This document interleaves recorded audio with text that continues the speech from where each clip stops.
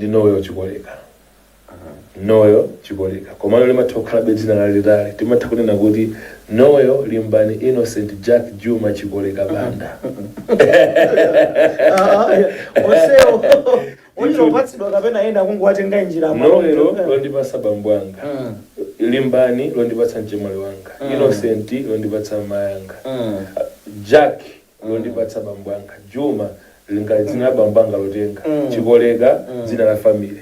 Banda ndi mfunda wanga. Ine na banda ndibwera. By the way, congratulations Tamba kuti zaenda ndithu ndidzolo limenelo. Yes, Malawi Hip Hop Awards. Tikamba zambiri za awards amenewo along the way. Nde wakamba za dzina lako. Kobadwira kukula kudzafika poti ukuimba. Ndinabadwira ku Kamuzu Central Hospital ku Lilongwe. Makolanga koma makhala nthamene mabadwayo ndi ku area 12 ku Lilongwe. Ndikomwe ndinakulira. Ndinaphunzira primary school yanga ku Mphungu Primary School ku area 12 and for a year nazaphunzira koso ku New State House Primary School chifukwa bambanga magwira ntchito ku State House. Okay. Kuchoka kumeneko ndani umenewo. Anaindika udino ndituka kulube umenewo. Kulube ndito. Mode makhala ndithu ku State House kuti. Saluti nungandira ndito. Okay, yabone yabambo yomweyo basi. Okay, yes. Nde nakulira ndithu kwa 12. Kenako nazasankhidwa kupita ku Marist Secondary School. Ndikomene napangira 4 years yangu yose form 1 mpaka form 4.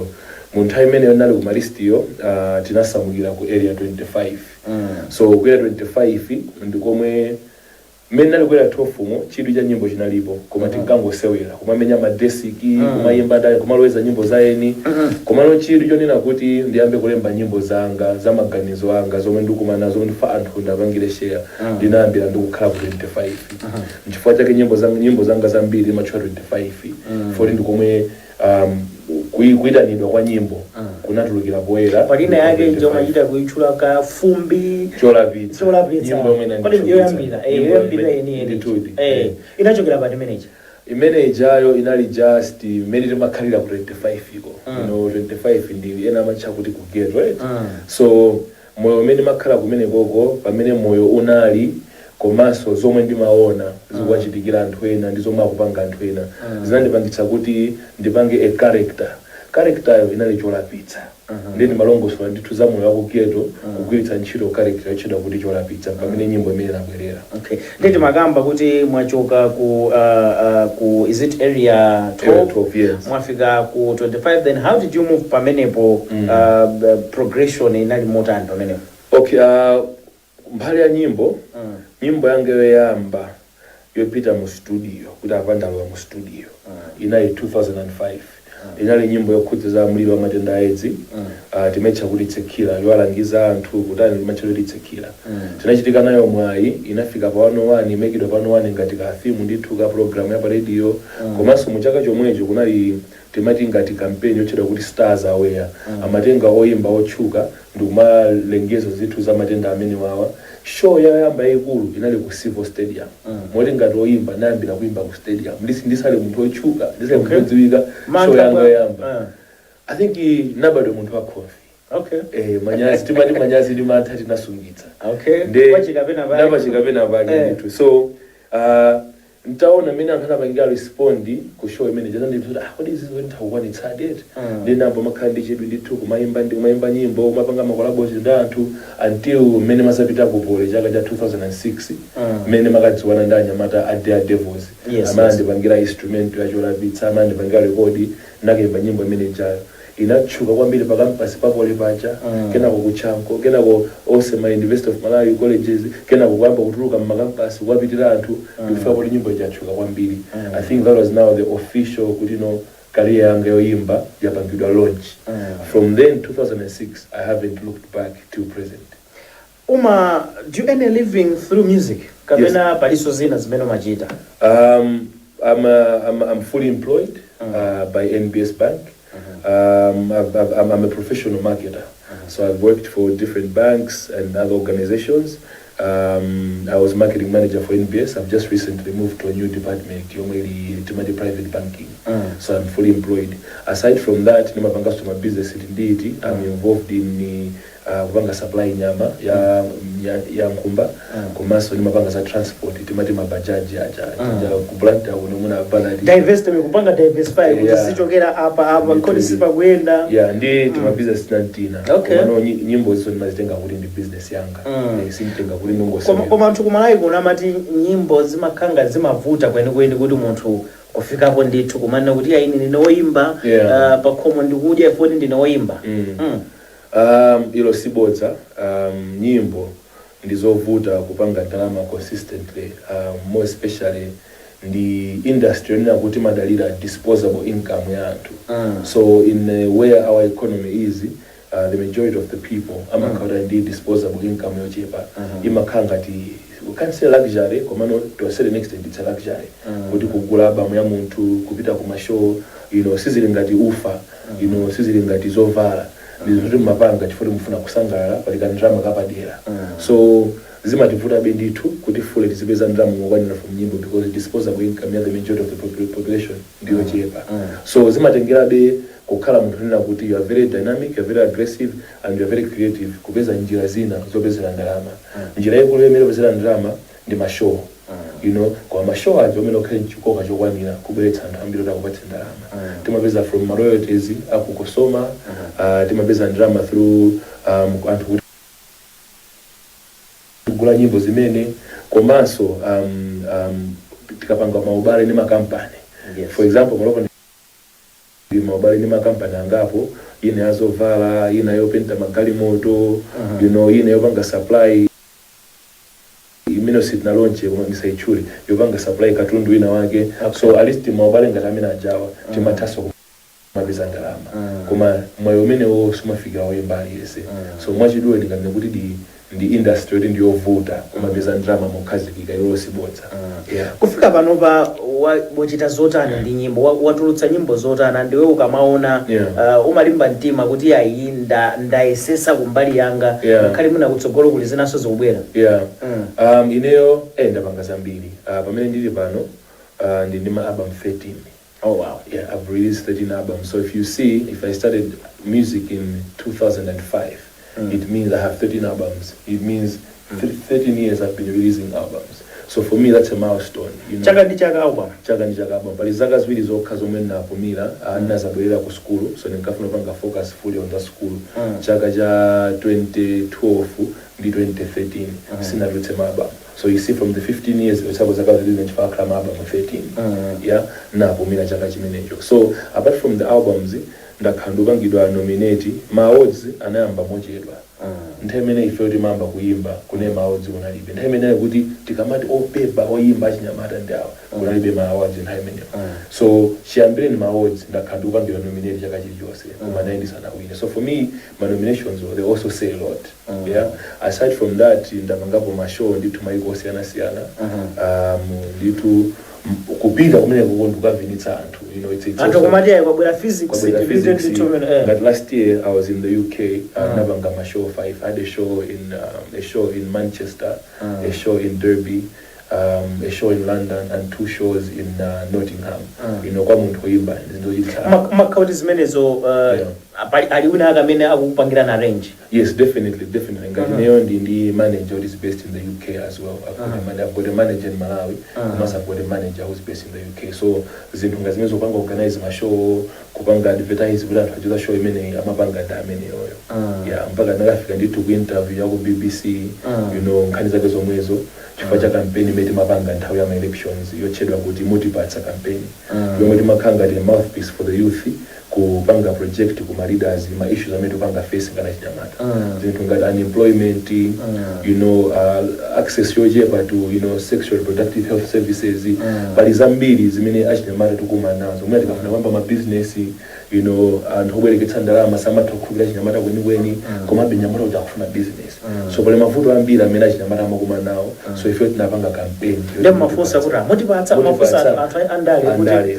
akansala MP president onse timafunsa so inali ngati yanu pano khaka pena kuti ndi project ya ina yake then they have engaged you kuti mpange nyimbo. No, it's a project yoti primarily the project yanga. It was a passion project.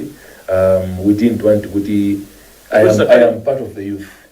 zomwe akumana nazo achinyamata anzanga ndi zomwe ndikumana nazo ineyo at one level or the other kamene ndinkakumana nazo nasiyo kumana nazo koma I know these are the problems that are there so naona kuti ineyo platform yanga ndiyoyimba ndingatani ndi platform yanga yoyimbayi so nayimba nyimbo yokamba zimenezo komanso napanga kampeni ya mauthengawo ya zimenezozo so inali project yanga ma-awards zayenda bwanji ma-awards pamene tili pano tili ndi 12 nominations which is a record. It's never happened in Malawi and in Africa as well. We are leading in that one.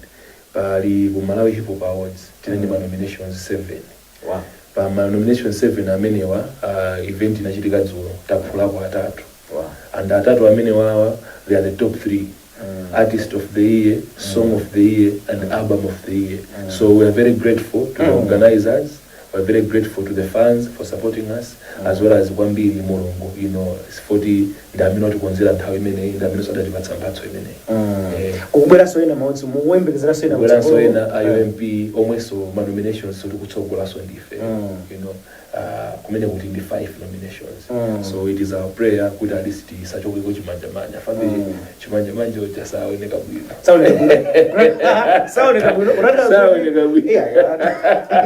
of course simakhala kuti kulibunango kusiya asakukuti mkomo makhandika jembe makakukuta sanga mboyo mutapa kidogo mafuta ndi uyaja nyama uyu nyama ijosa kodi process yake makhala kuti anthu amavota avota ndithu ife nyimbo izi woimba uyu mwina album chonchi bwinobwino mmene madziwira pali amapanga zinthu ziwiri anthu aja avote komanso ainu ake ma-organizers aja amakhandi committee yopanga like ratify it kuti izinzona komabe amakhala kuti mafanzi ndamene ayankhula kuti anthu koma uyu so it's the people vote komanso ma-organizers amakhandi ma-committee yawo oyang'anaso malizatsaja kuti muona di bwanja ndifunsafunso loti I know anthu ambiri kandi ampira kandi oyimba kandi azisuzo mumalithawa funso loti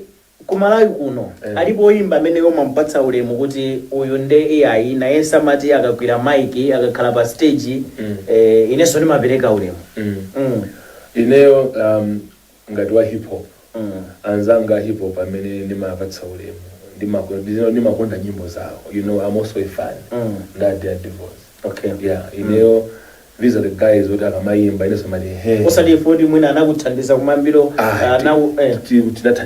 timathandizana so koma I'm also a fan ndipo ineyo ngati pa oyimba anzanga ku Malawi amene mamvera kwambiri ndayiwo kwa inaku nimanena kuti Armstrong of course pano pamachana uronismas why I still say kuti Armstrong is because nthamina nkayimba ina ndipita kwao these are the R&B songs that ineoni makonda mpaka lero so my 2 favorite musicians is the Daredevils as well as Armstrong nimanena Armstrong fanya nyimbo za nthawi imene nthawi yake iweyo I think in the physics anyamata majana beef physics indeed.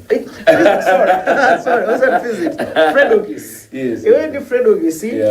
Of course, Mati, you would in the king of the ghetto. Fredogis, I would ghetto guy King Kong. Can you second this one? Okay, Joya, but nature. Ndofuna tikakamba baba next time ndofuna Fredogis adzabwereso pano kuti ndali ndi physics takamba izoti beef yanu inali yotani sindozuti pano pasili pa ndaona Fredogis I think somewhere akupanga congratulate maodzi ake tifikaso kumene kuzinayamba bwanji nkhani zake I think for him it's inherited beef, we call it beef and the nature of our genre of music is normal kuma kanthu limalimbana because genre ife kwambiri imachuka testosterone ndijonna kuti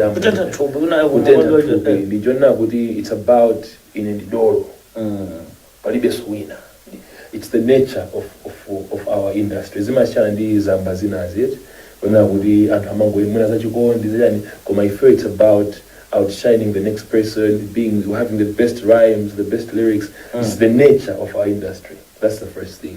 The second thing is beef it's not between and the air. For him it was inherited beef. beef was between Ineo and a guy called JB. He used to be a rapper. Yes. So kuti madana, like I said, the moment I'm doing big son about it, and even kuma zimeza kufika pena pake kuti mwatirana beef ka nyimbo yatuluka kumene kandi chani pa Facebook simutibulana mutakumana basi mafika kumene nangano situation ifeo koma zimatha kufika lwelo ndithu anthu apasana makofi ndithu zochitika kwambiri and the other countries tragedies have happened, others have even lost their it becomes real.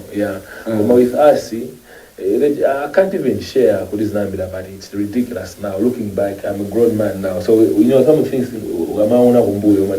guys is all you know, it was inherited. Kena Gono, why is because his biggest fan base is my biggest fan base. So it's like the quality mods. So quality kanda lambalawi. Alisa funa kalejani supreme because I represent the ghetto, and my biggest fan base is the ghetto. He represents the ghetto. His biggest fan king base of the ghetto. Fredo Kiswabwandia gaguti ghetto king Kong.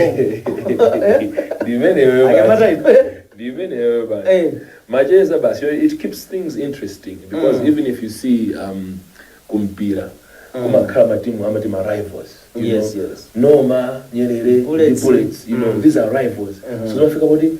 Good game with Jagafikiri Bokoma is because my fans are Alimbana, Yabondi Noma Tui, Yabondi Bullets. So it's part of entertainment, people select sides. Kulena and the team Fiso, then and the team Fredo.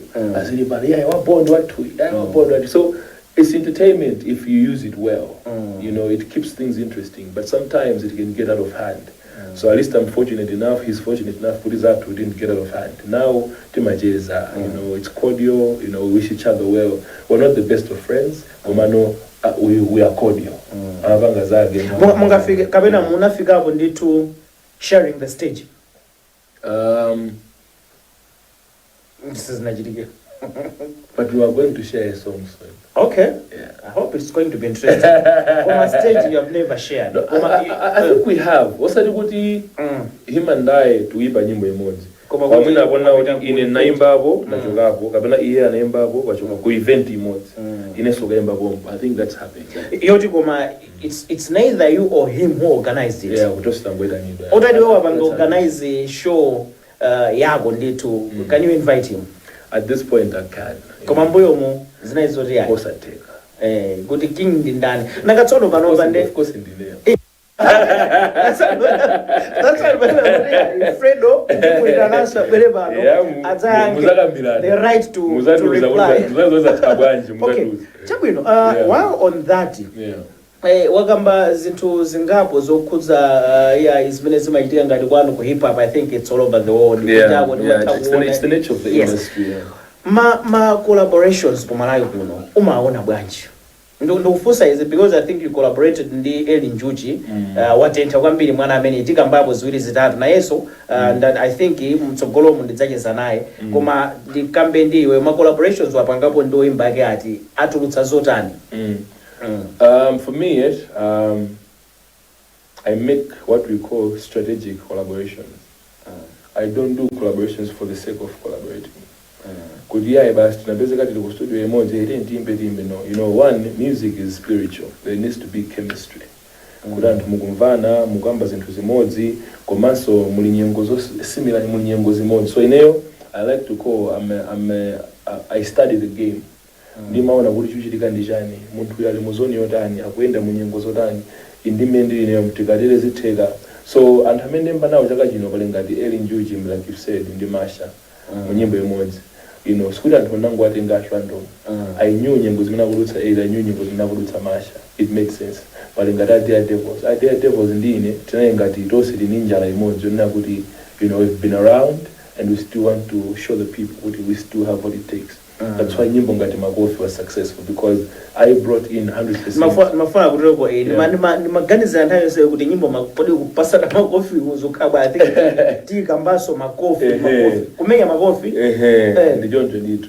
Yeah, so for me, when I say I make strategic collaborations, what I mean is you can either collaborate kuti mupange share fan base.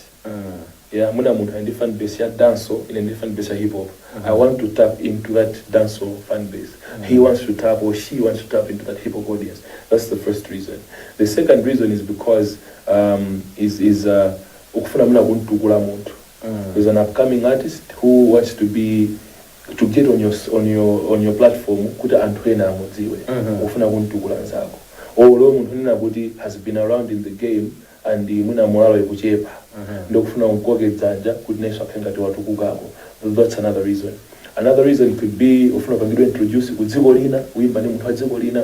So for me, ndingamanga collaboration ni makhanduganizimezo sinimangopanga for the sake of it. Koma anthu amafika ndithu ungopiziti wina kupita ku studio, wina kupita ku studio ukuma namo mongoti atiye timenye collaboration. And zimezo inyeso ndapangapo kwambiri mbuyo mkungokondwa basi timbe chinyimbo, you know. But I'm at a level whereby I'm very professional with what I do. Like I said, I don't take music as a passion. You know, music is a career path for me. So being a professional, you also bring professional standards to what you do. Okay. So we don't just do things for the sake of doing. You know, we do what makes sense. Okay. Titenga kai break. Tikabwera ndufuna tikambeso ndanotikamba nkhani ya nyimboyo Makofi. Then tikambaso I hear your Facebook page yakumana ndi zinthu. Too bad. Tikamba zambiri zokhudza nkhani ngati zimezo tikabwera takhala ni tikulandileni kugawo lotsiriza la program ineyi ya tikudziweni pano pa TTV komanso Wireless Your Times. Tikucheza ndi tikudziwana ndi physics amagwira na komanso kuchita zina zosiyana tikupita ku break na kuti tingokamba ukhangani nthawi yatithera pang'ono pokha nyimbo ya Makofi inachokera pali nyimbo imene mpaka anthu inachokera pati. I think first and foremost adziwe kuti Makofi ndi imene awina song of the year. Wow, congrats to the song. It's song of the year. It's very simple. Panai nyimbo ina yake chaka chatha 2019 I think 2020 social media and havuza kangana kukhulisa kwambiri kumaje kuti amagemu kuti akundije betsa you know amafika anthu ena kuti amona ngati kuti ukayimba kufika zaka zonza kwa makhawuli wata people forget that you get better with age if you are focused. You're supposed to age like 5 months, especially in the arts. So Makofi is an analogy for many things. It could mean hits because in the hip hop language when you say this song slaps, it means this song is a hit. So this is Makofi, this is a hit, and my hit is that. Tumalize program yetu. Okay, tumalize program yetu ndi Facebook page. Ayamata iteka kusaba papa kwa basi ya video. We'll get it back. Okay, you are in touch with one of the people who doesn't give up is me. And I'm telling you today, and you remind me. Sema mpaka wamba page ina bano antu wanga like and hapanga mabeja hawo. Amapanga mabeja banga aparobo ndi be Facebook videos. Okay. But people are pretending to be me. They've created page. And ndaona page ina yake nditu tuma likes tukuchuluka I think it ma thousands to grow. And also ndo need some see Okay. See there. Komanda. Ndaona ya bwera china di magic. There was a security breach. We still haven't ascertained how they, because Facebook is a very complex platform. Somebody hacked Facebook, right? They hacked me. So we had a security breach that was still trying to pinpoint, and investigations are underway. So I'm not at liberty to say much. They stole my credentials. And that's how they gained access to the page. So they removed my admins, and like my manager and the other people who are there, that means they removed them. $2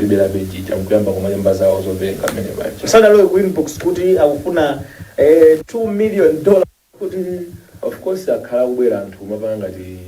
bring demands it. The people who did this are more sophisticated than the people who are coming. So I knew what I want to have. Yeah.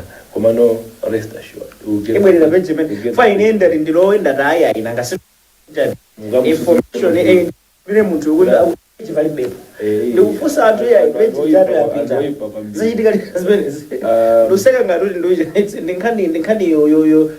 it's bad. Could you build a page? You have a fan follow them. Yeah. No, we discovered on the 12th of November. That's the day we discovered. Whether the day we were breached, we don't know, because the day that they took action to sort of like remove us and restrict us, that was on the 12th of November. Remember, it was a Thursday. That's when it happened. So I think for now it's been more than a month. Rest assured, we'll get out. Then mafanzi basi ukita ina Twitter, Instagram, and I've been using Twitter and Instagram. For example, when the campaign is it's affected me because Facebook I've got thousands of followers and likes. Tinagata campaign awards, among other things that we're supposed to be doing there. My brand ambassadorship deals in so atila kuilanditu, atila kuila. We had so much support from fellow musicians and bloggers. Amandibangira post in my page yao. They can do tenga anzanga oyimbo mandi. So even I have received so much love from my fellow musicians and bloggers. So let's hope this is we believe in a good outcome. Thank you so much. Yes, thank you. Very good. Tikatende kuti tatsirizanso program ene ya tikudziweni pano pa TTV komanso wireless. Times leo timadziwana ndi physics no chikoleka oimba banka komanso amagwira ntchito zina zosiyana. Ine dzina langa ndine Alec Ponje, ndikuthokozeni kwambiri kuti munali pamenepo kuonera komanso kumvera zimenezi. Bye bye.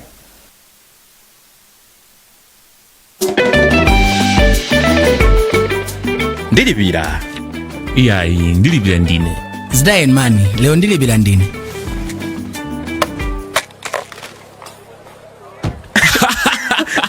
iwe